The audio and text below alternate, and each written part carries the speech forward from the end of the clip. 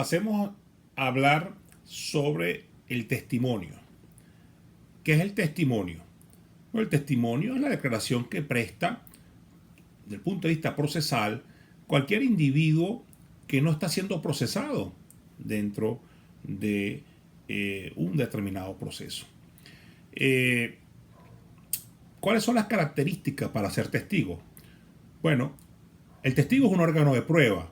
Para usted ser testigo, usted debió haber a través de su sentido, a través de su vista, a través de sus oídos, su olfato, su tacto, su gusto, haber percibido algo que tenga que ver con el proceso, con los hechos objeto del proceso.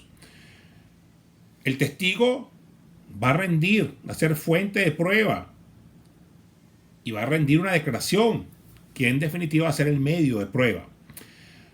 Aquí, dentro de esta conjugación de orden probatorio, debemos señalar, para empezar pues a tener cierta claridad meridiana sobre todos estos aspectos, que una cosa es que usted sea un órgano de prueba, es decir, que usted sea testigo. Una cosa que exista un medio de prueba como el testimonio, pero otra cosa muy distinta es si ese testimonio, ese medio de prueba, es fuente de prueba. No necesariamente porque alguna de las partes, porque el fiscal del Ministerio Público ofrezca muchos testigos y pudieran existir en el proceso, en el enjuiciamiento criminal, muchos testimonios. Una cosa es que estemos frente a un testigo que hizo una declaración, un testimonio, y que ese testimonio vaya a ser fuente de prueba. Que esa fuente de prueba pueda servirle al proceso, pueda servirle al juez para poder tomar una decisión. Pudiera haber muchos testimonios realizados allí, muchas declaraciones, muchos medios de prueba. Pero el hecho de que existan esos testimonios no significa para nada de que puedan ser eventualmente fuente de prueba. Así que, dicho esto, para entrar dentro de lo que es al final estas circunstancias que nos van a llevar al juez para poder tomar su decisión, nos cabe pues una pregunta. ¿A partir de qué momento puede declarar el testigo? Y sin duda alguna, desde el inicio del proceso puede declarar el testigo. ¿Puede declarar un testigo ante la policía? Sí puede declarar. ¿Puede declarar un testigo ante el Ministerio Público? Puede declarar. ¿Puede posteriormente, en fase de juicio, declarar un testigo? Sí puede declarar. ¿El testimonio es el mismo? Bueno, el testigo es el mismo. La declaración, sin duda alguna, se está haciendo o se está materializando en etapas procesales distintas, en espacios tiempo distintos y en espacios lugar distintos. Que probablemente esa declaración esté siendo la misma desde el principio, porque la lógica nos indica a nosotros, el sentido común nos indica a nosotros de que debería ser la misma, salvo que estemos jugando con el factor olvido que cualquier ser humano puede tener.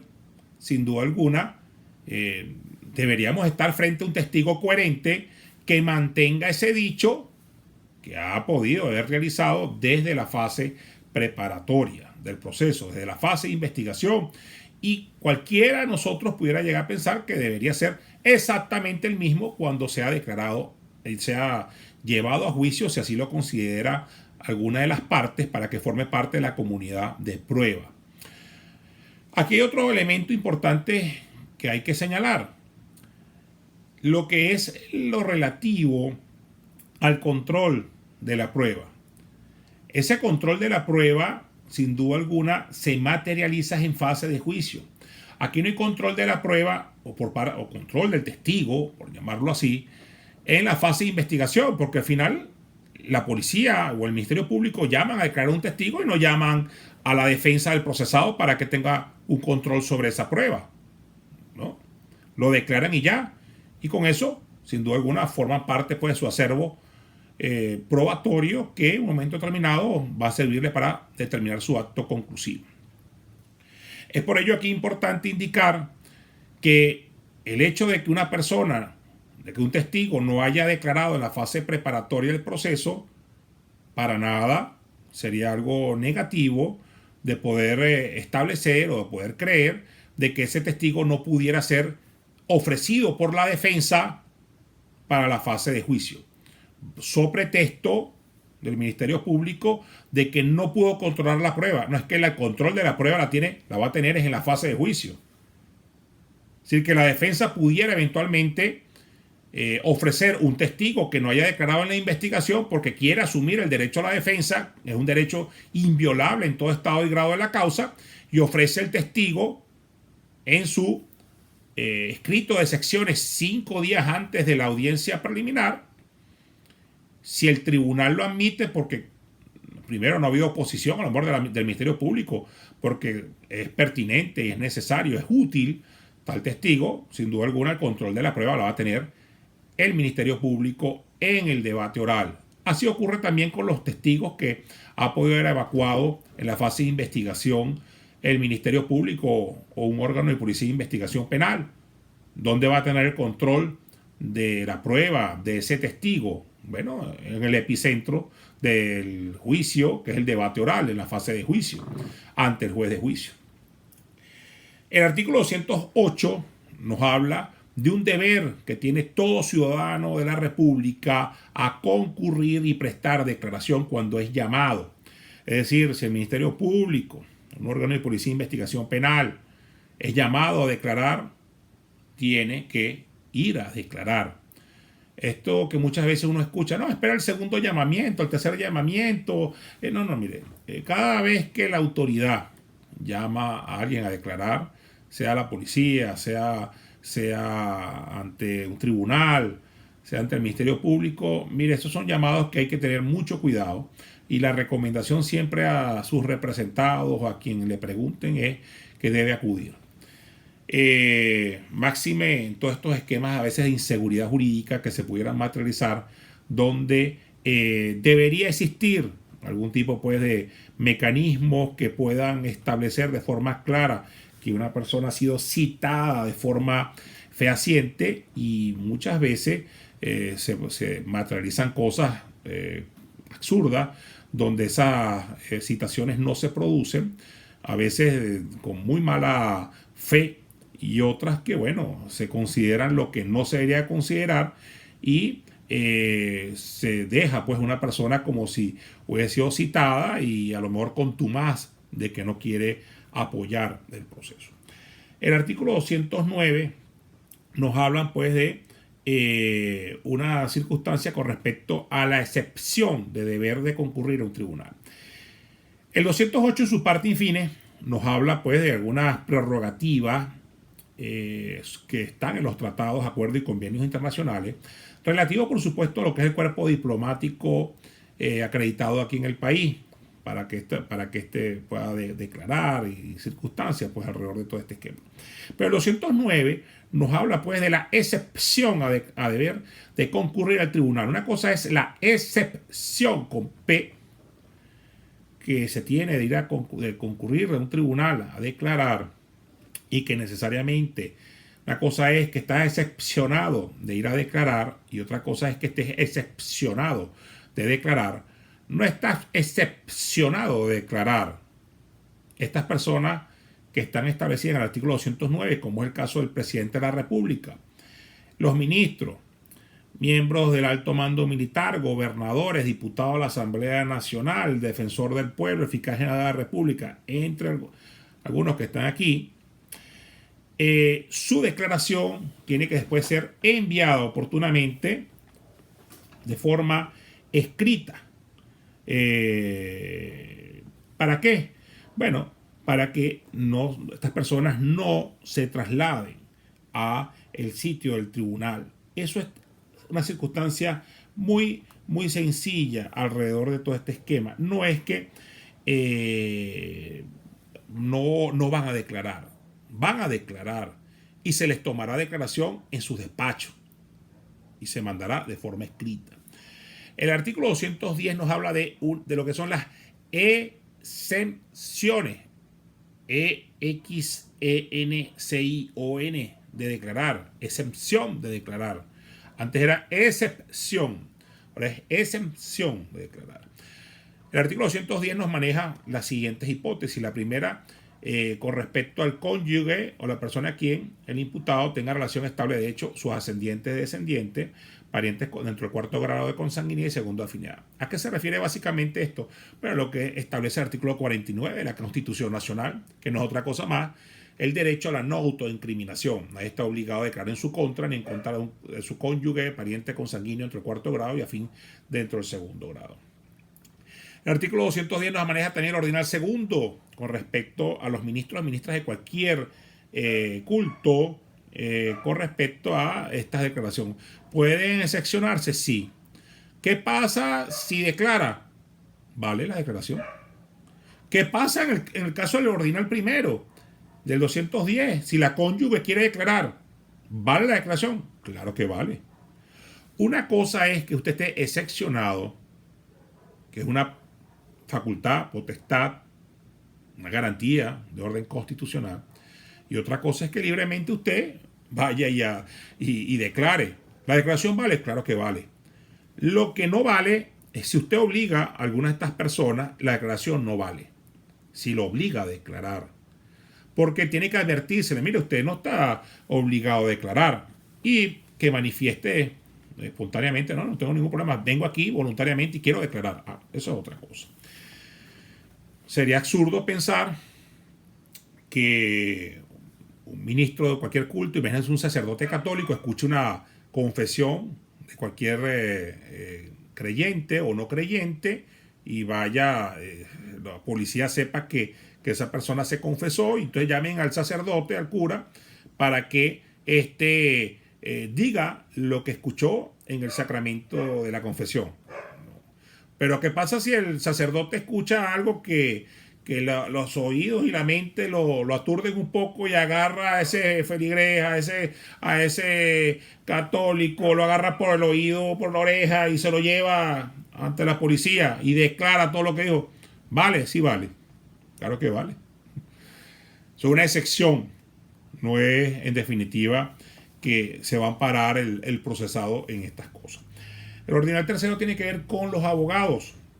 El abogado que está ejerciendo la defensa. Miren, usted va a llamar al abogado que ha recibido bajo secreto profesional una serie pues, de elementos, circunstancias que el procesado con esa confianza le ha dicho. Entonces, bueno, va a llamarse al abogado a declarar. No está excepcionado. Con simplemente recibir todo esto que me indicaron fue bajo secreto profesional, no lo puedo decir. Y 4, los médicos o médicas de demás profesionales de salud en relación a sus pacientes. Obviamente un psiquiatra que sepa por alguna circunstancia, no tiene nada que ver con el hecho que se esté investigando, lo vayan a obligar a decir alguna circunstancia que, bueno, la persona fue violada a los 8 años, eso no tiene nada que ver a lo mejor con el tema que se está investigando. El artículo 211 nos habla de una falacia, una supuesta ayuda del testigo que reside en un lugar lejano. Y si esta persona carece de medios, la persona que disponga el ofrecimiento de la misma tendrá que, de una manera u otra, colaborar, ¿no? Para que pueda asegurarse la comparecencia del mismo. El 212 nos habla de la negativa de declarar. Si el testigo no se presenta a la primera citación, se deberá comparecer por medio de la fuerza pública, lo que le indicaba inicialmente. Hay que tener muchísimo cuidado porque el 212 es muy complicado alrededor de esto. Pueden dejarle un mandato de conducción a una persona que no tiene que ver en los hechos como partícipe en un hecho y simplemente porque lo estaban citando a declarar, dejan un mandato de conducción y le van a hacer pasar un mal rato. No existen cárceles preventivas para procesados y cárceles preventivas para testigos que no quisieron ir o cárceles preventivas para gente que los detienen en flagrancia y entonces tienen cárceles distintas, no, lo van a meter en el mismo sitio. Hay que tener muchísimo cuidado con todas estas cosas, ¿no? Sin entrar a hablar de la maligna institución de lo que es la detención preventiva, que de verdad atenta con lo que es la presunción de inocencia. El artículo 213 nos habla de la identificación del testigo, que hay que, pues, en definitiva, en el acta que se va a suscribir, independientemente que el proceso pareciera que fuera oral, todas estas cosas en fase preparatoria quedan por escrito. En el acta tiene que indicarse fecha, hora, lugar cierto,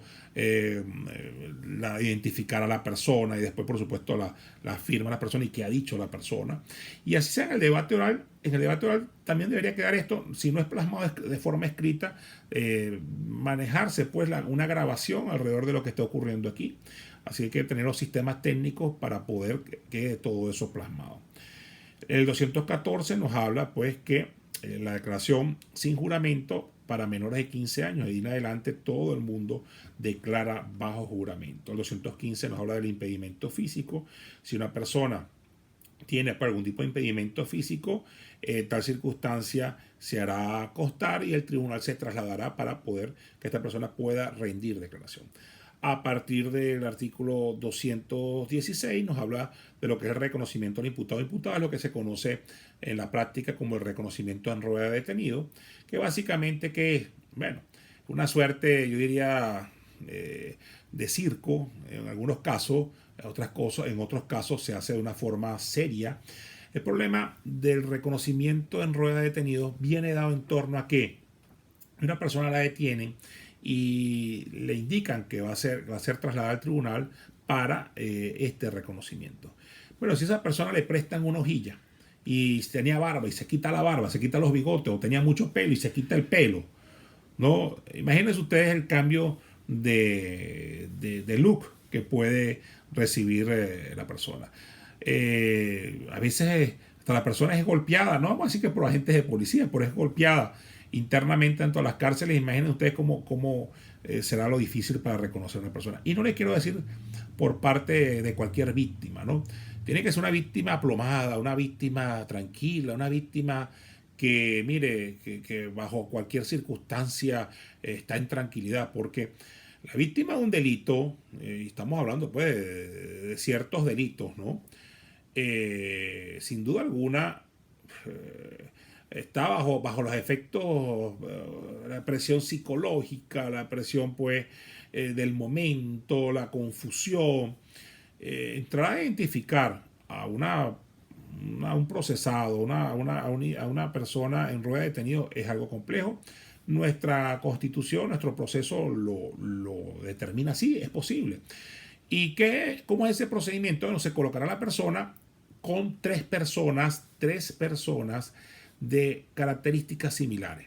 Miren ustedes, si la persona es de color, no va a colocarle usted tres personas blancas, porque entonces ya usted sabe que es la persona de color, ¿no? Se va a colocar a esta persona con tres sujetos de características similares en cuanto a contextura, en cuanto a color, en cuanto a edad, y a través pues de algunos mecanismos para dar cierta protección, como posiblemente sean estos vidrios que no permiten que se vea hacia adentro, se pone al reconocedor a que determine cuál de las personas es la persona que participó en la comisión del hecho. Si hubiera varios procesados, bueno, se hará de forma individual, se irá pasando a cada uno de los procesados. Y si son varias víctimas, en la misma circunstancia, por víctimas por separado. Todo esto se tiene que dejar constancia en un acta. Así lo determina el artículo 217 y 218 del Código Orgánico Procesal Penal. El artículo 219 nos habla de la supletoriedad al reconocimiento de lo que tiene que ver con las reglas del testimonio y la declaración del imputado. El artículo 220 también nos habla de la posibilidad del reconocimiento de objetos, es decir, se le puede exponer a una persona un determinado objeto, se le exhibirá para ver si lo reconoce o no dentro de todo este esquema. El 221 nos habla de otros reconocimientos como pudieran ser voces, sonido, que en un momento determinado la persona se le expone para ver si la percepción sensorial se puede entrar a determinar. Igualmente, pudiera manejarse dentro de todas estas circunstancias que los procedimientos queden fotografiados o queden bajo una prueba de video. El artículo 222 del Código Orgánico Procesal Penal nos habla de algo denominado el careo. ¿El careo qué es en definitiva? Bueno, cuando dos personas tienen una contradicción en sus dichos, es posible que se puedan colocar a estos dos testigos de frente y que empiecen, pues, como su mismo nombre le indica, a carear, a ver cuál de los dos está mintiendo. Uno dirá una cosa, otro dirá otra cosa, y el juez podrá entrar a establecer cuál de los dos está mintiendo. Alguno de ustedes pensará, existirá la posibilidad, aquí estamos hablando del careo de testigo, del careo de procesado. El careo de procesado es algo muy complicado, y muy complicado en torno a lo que es la garantía constitucional a la no autoincriminación. Si uno de los procesados dice no quiero declarar, hasta ahí llegó esta circunstancia, ¿no? Pero para nada en ningún lado dice que no se puede hacer.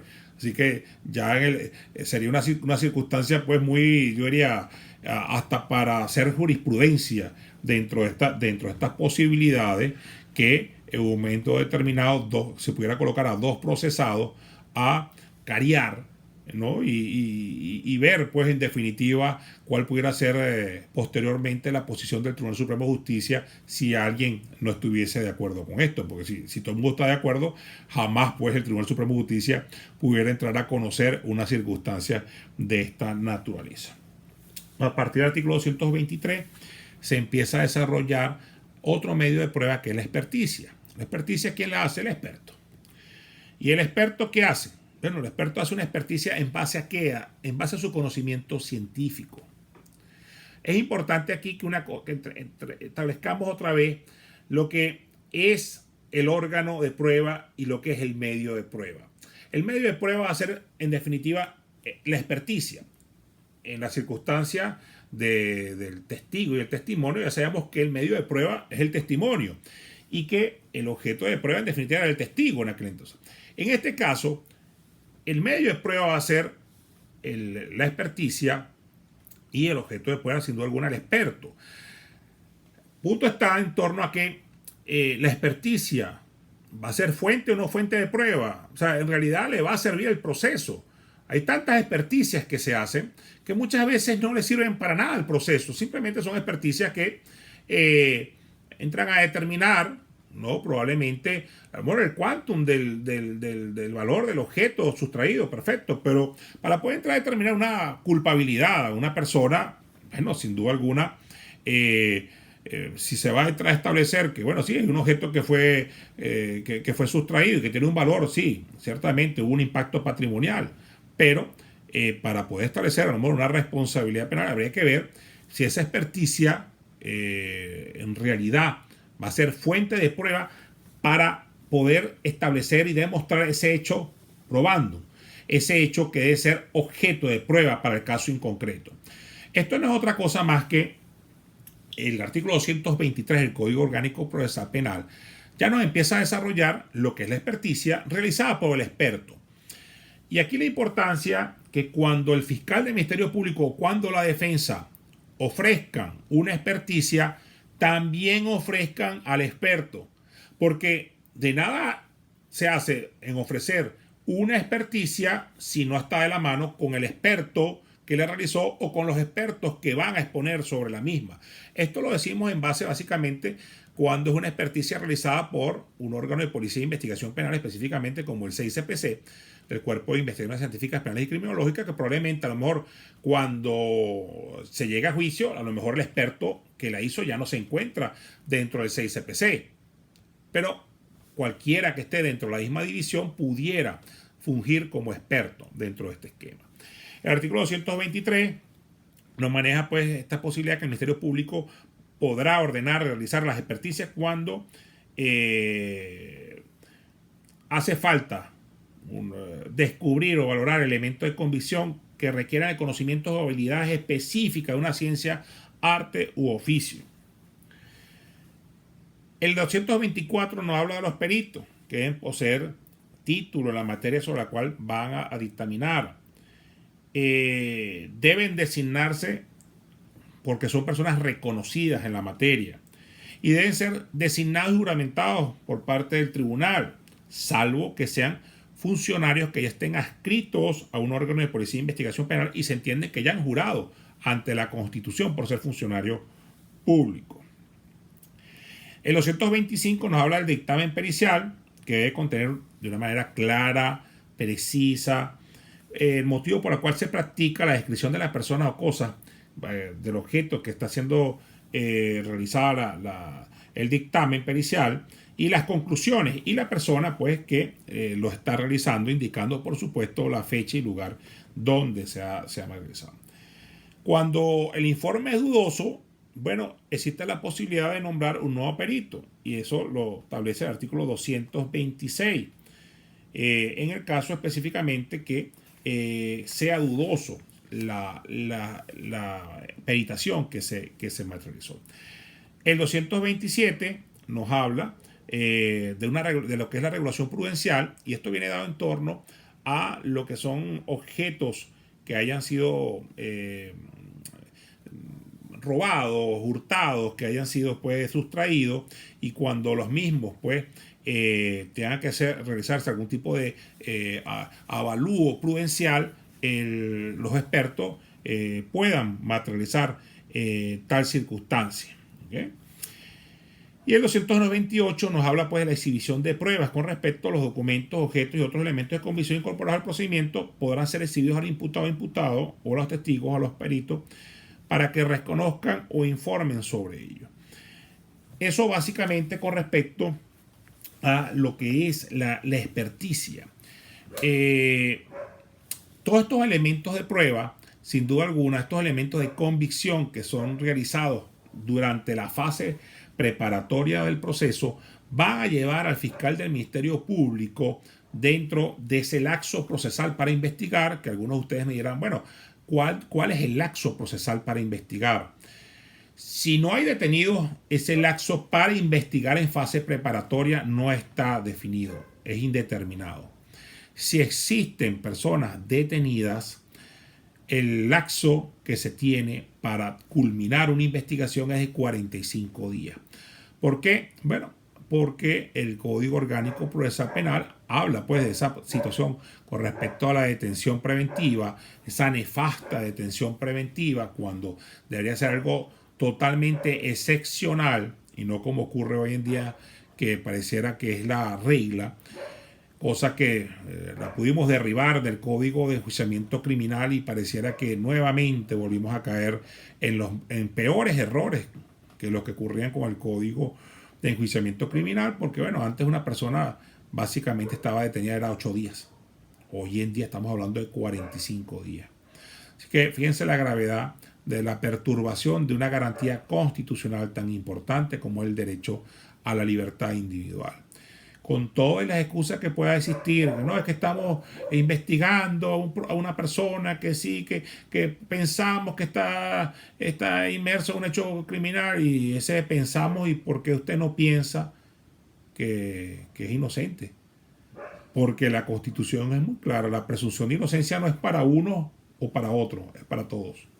La presunción de inocencia establecida en el artículo 49 de la Carta Magna es una institución, es una garantía constitucional que debe ser cumplida. Es una esfera que nos cubre a todos.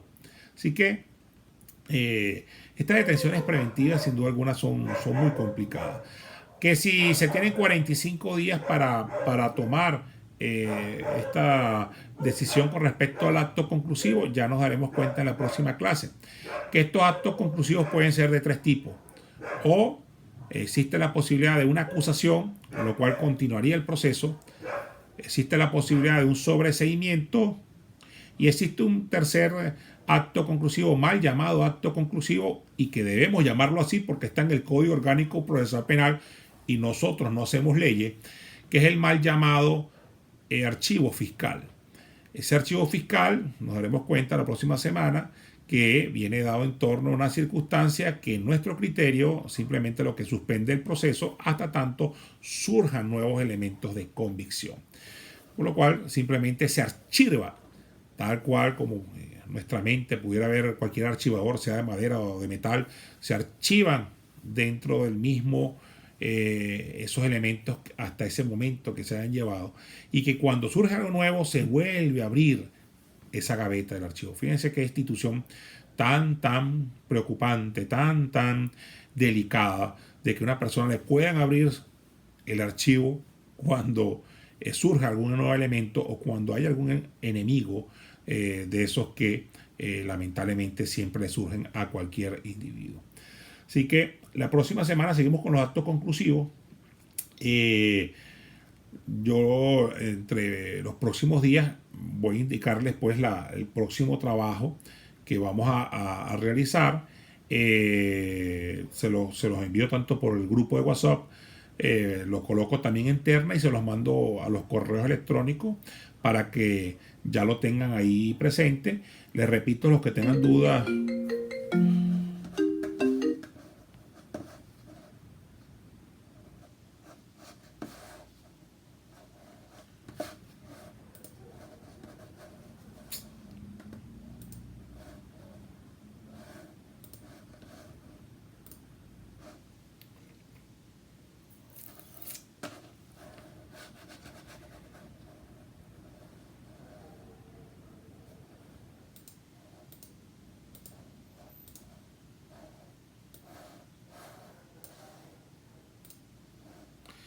¿Me escuchan? Sí, doctor. Ok, disculpen, es que se cayó la llamada, se cayó esto durante unos segundos. Entonces, cualquier duda que tengan, le preguntan a Anthony con respecto a las notas de los exámenes, y lo que tengamos que subsanar lo subsanamos si ha habido algún tipo de falla. ¿Quedó alguna duda de todo lo que conversamos en el día de hoy?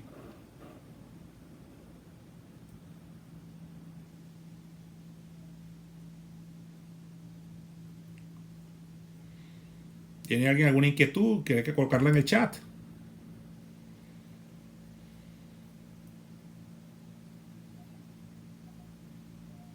Profe, Ajá, una dime. preguntita respecto al control de la prueba. Ajá. Cuando el fiscal del Ministerio Público se opone, digamos, a que el abogado presente la prueba antes de que se realice la fase preliminar, el juez de control es el que va a decidir si esa prueba es admitida o no, ¿correcto? Fíjate, hay una fase preparatoria del proceso que es la fase de investigación, ¿cierto? Claro. Hay una fase intermedia, luego que se ha concluido la fase preparatoria, ambas fases dirigidas por un juez de control.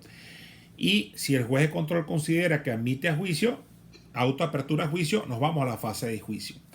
¿En qué momento el fiscal del Ministerio Público ofrece las pruebas en su escrito acusatorio? ¿En qué momento la defensa ofrece las pruebas en su escrito de secciones? ¿En dónde se van a ver esas pruebas? ¿Dónde se va a admitir o no? Es en la audiencia preliminar. Es decir, si el juez considera que hay algo que no sea pertinente, que no sea necesario, inútil, no lo admite. Ahora, ¿dónde va a haber el control de la prueba? Es en el juicio oral. ¿Hay un control de prueba allí? Sí, para la admisión o no. Pero en definitiva, donde va a haber control de prueba, donde el testigo va a ser examinado por ambas partes y el experto va a ser en el debate oral. Listo, pues, excelente. Eso. Bueno, los quiero muchísimo. Dios los bendiga a todos. Y cuídense porque el coronavirus está duro. Sí, amén, profesor. Amén, profesor, igualmente. Dios los bendiga.